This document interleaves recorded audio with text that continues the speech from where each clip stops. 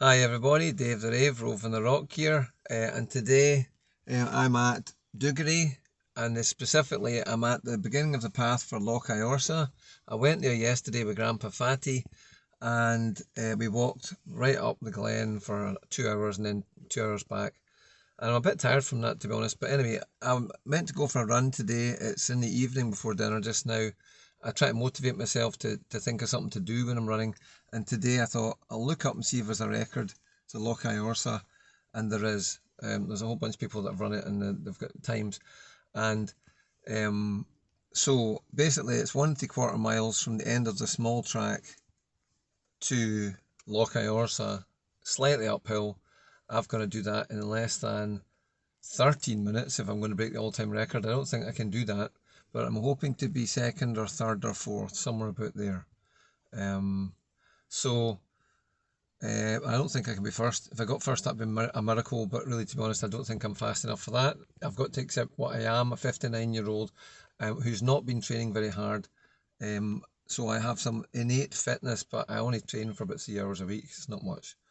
Um, so but at least I'm motivated. I'm on holiday. I'm out here anyway. So this is the face of somebody who knows he's going to put his body through some agony. He's a wee bit in trepidation because I know I'll push hard. That's what runners do when they try to find out what they can do. They inflict pain on themselves, and then they see if they can tolerate it or if they can't. And so it's not much of a sport. It's not much fun. But anyway, it's what I've been doing for many years. And you've got to go with what you've got. In my case, a not very fit 59-year-old body, and see what's in the tank. That's all you can do. Enjoy what you have. Um, I'm not 19 or 29. You can't worry about that. You've got to appreciate what you have got. In this case, for me, I'm still running when I'm getting a bus pass this year. A lot of people aren't, and even if they aren't running, um, they can still be grateful for other things that they can do. You've got to go with what you have, and make the most of it and appreciate it.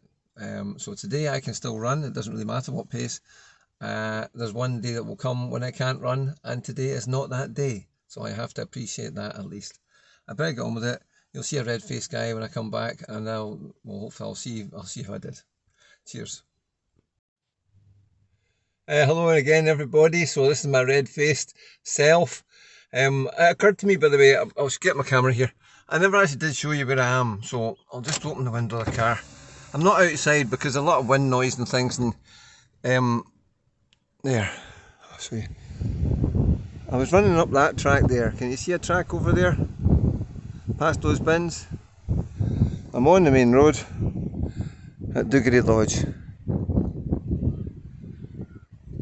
Nice, isn't it?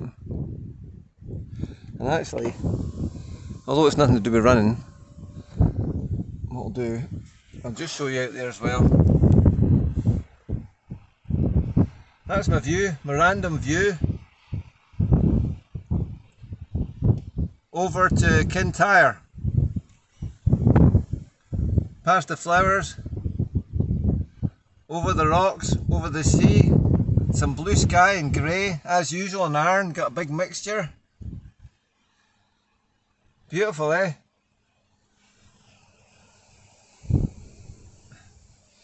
Actually, sometimes I think it's nice to look at it in the mirror as well. There's a mirror. See a motorhome in the distance?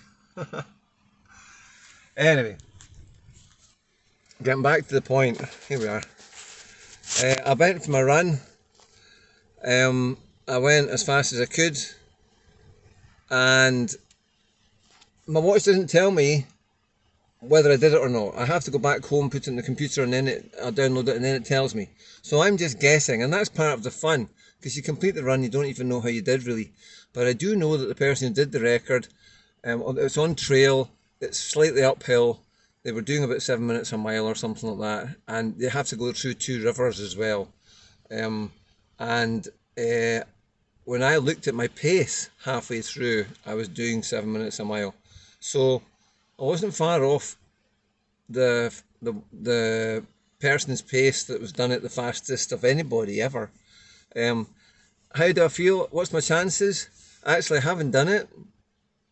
I think I've got it. I'll tell you why. Because I was roughly on the pace, the same pace as the person who's done the fastest time. But the very last bit, the last few hundred yards was slightly downhill, and I kind of sprinted and I gave what I had, and I felt I was faster right at the end. The fastest bit was at the end for me, so I think I might have taken it right at the end. So that's my hope. When I get back, I'll put the camera back on again, and I will tell you if I got it. But I'm thinking I got it, maybe by about 10 or 15 seconds. That's my guess. Um, the last thing I would say, this is an insight into a runner's mind, is what I'm trying to give you here. It's nothing to do with really me. It's to do with what a runner does who's kind of slightly competitive, but an amateur, and a veteran, not even a veteran. I'm actually just about to not even be a super veteran. It's 10 years since I could even be called a veteran. I'm far too old for veteran. I'm about to be vintage. That's 60 plus vintage. One of the last few months of being super veteran. So, how does an older runner think, or even just a runner generally who's not an athlete? Well, they motivate themselves in different ways, and one of the ways is to try and compete with yourself. That's what I like. I don't really enjoy competing with other people in races. I actually wish them well and want them to win, so it's not really the best way to win races myself. But I do compete hard against myself, so these kind of things gives me something to do.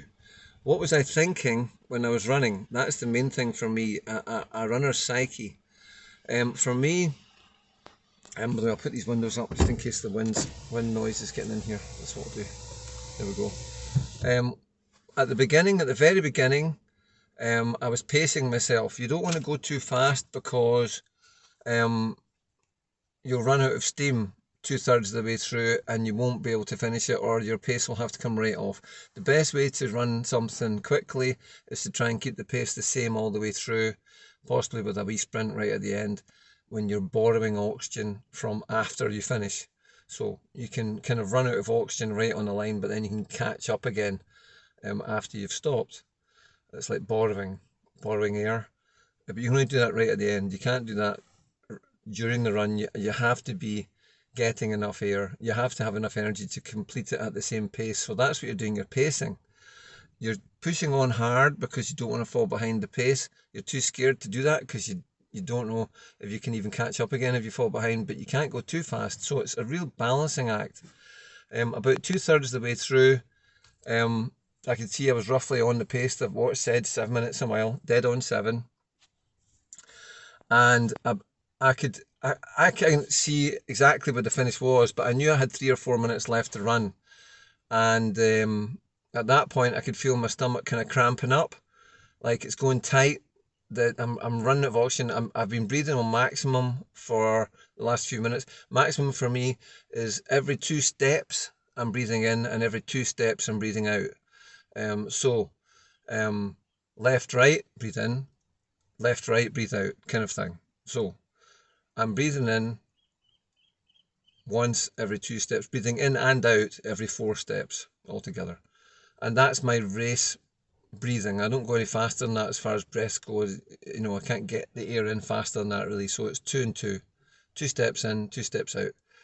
And I've been doing that already for a few minutes. So I'm on maximum breathing. I'm starting to run out of air. I'm thinking, I hope I'm not going to be sick, and that will stop me.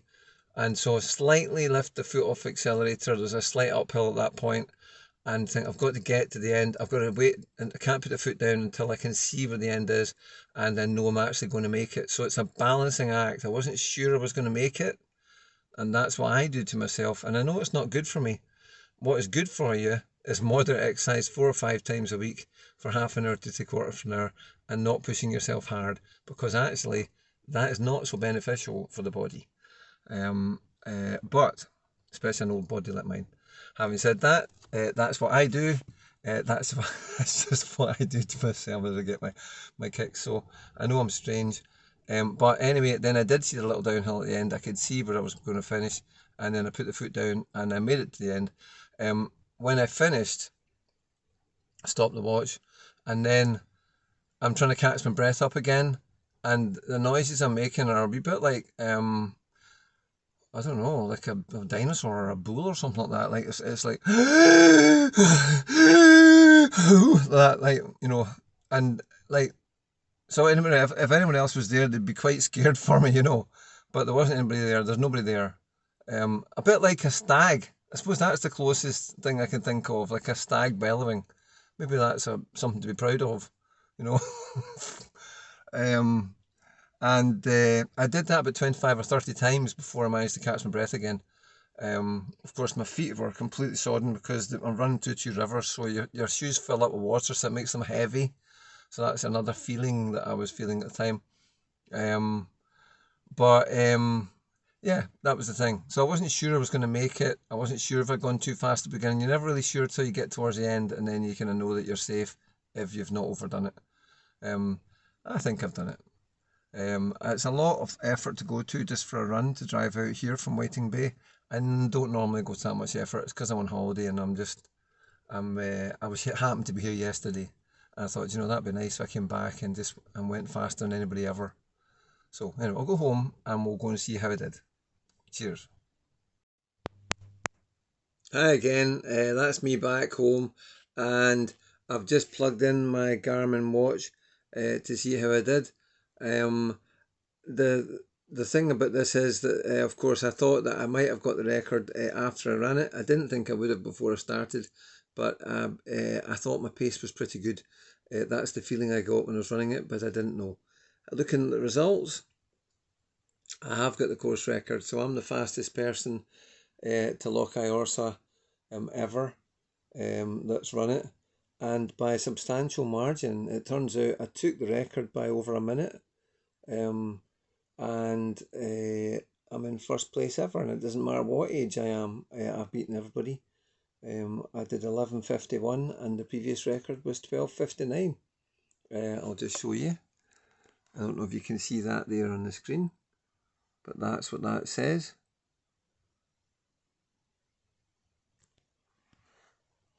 I'm just telling you this because I want you to know um, an insight into a runner's mind. So most times you won't get a result like that. I didn't expect it. I didn't even think I could get to the top of the leaderboard, and certainly not by that margin.